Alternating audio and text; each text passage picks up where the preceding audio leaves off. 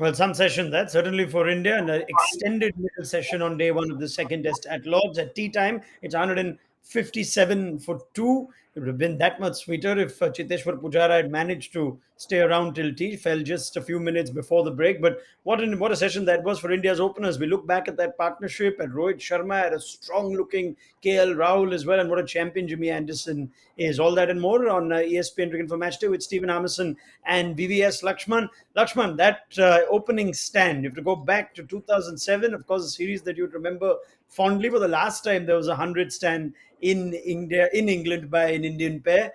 And what did you make of it?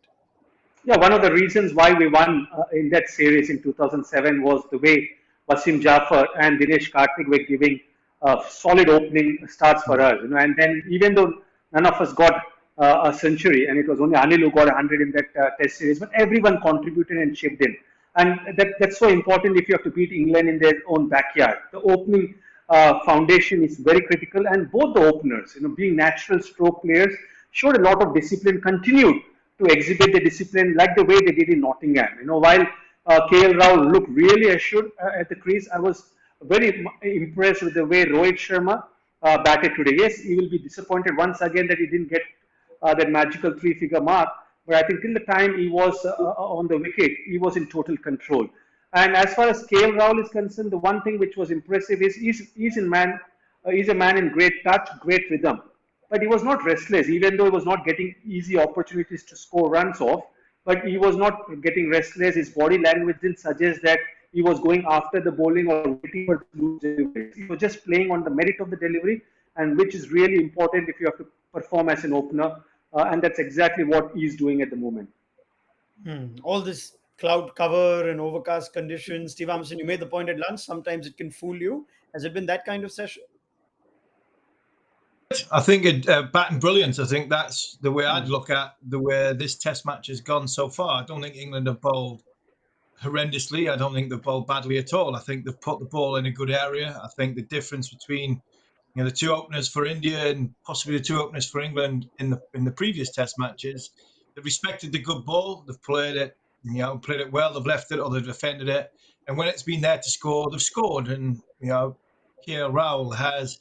Especially when you look at something like Dominic Sibley in the last Test match, he faced 133 balls for 18 in a session, and the game's going nowhere. But at least KL Rahul is still there. He's overcome the difficult part. He's now looking at what his moving session, which will be the last session when the bowlers are tired, and he'll probably look to cash in, and his scoring rate will improve if he bats for the majority of the next session. But Rohit Sharma, it was classic Rohit Sharma the way he plays. He punished the bad ball.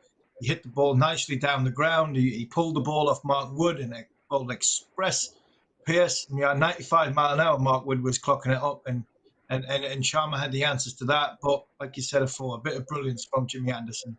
And what a champion! What are England going to do without Jimmy Anderson? Because when we're looking for something to happen, you throw him the ball, and it was a beauty. It was an absolute beauty to get rid of Rohit Sharma. Exactly what we were talking about, guys, at lunchtime when you talk about what the batsman's like and the standard of batsmen and batsmanship around the world. If you give a little gap between, and it was a minute gap between bat and pad to get off stump, running down the hill, Jimmy Anderson, like I said before, he gets you, and boy, did he get him. It took an absolute beauty to get rid of Rohit Sharma, and no surprise it was from Jimmy Anderson. Yeah, in fairness, James Anderson overlaps both those eras that we discussed, you think, to a large degree. So he's still going strong in his 40th year with what's presumably a tight quad. We'll come to that in a bit, but let's just break down the Rohit Sharma innings. He's got 7 Test hundreds, VVS. This is his highest score outside Asia. Is that his most impressive Test knock for you? And this is a perfect template for Rohit Sharma if he has to perform consistently in overseas conditions. I was talking about the transformation Rohit Sharma had in his ODI career since the time he started opening. Even when he got 3 double hundreds, there's a proper template which he follows consistently, and that's why he gets those consistent results and scores in white ball cricket. And I think he's found a template how to build his innings, because as an opener or as an international batsman, you have to have a very good processes how to build an innings, how to convert the starts into big scores, when to change gear, against which bowler to attack, against which bowler you give that due respect which is deserved.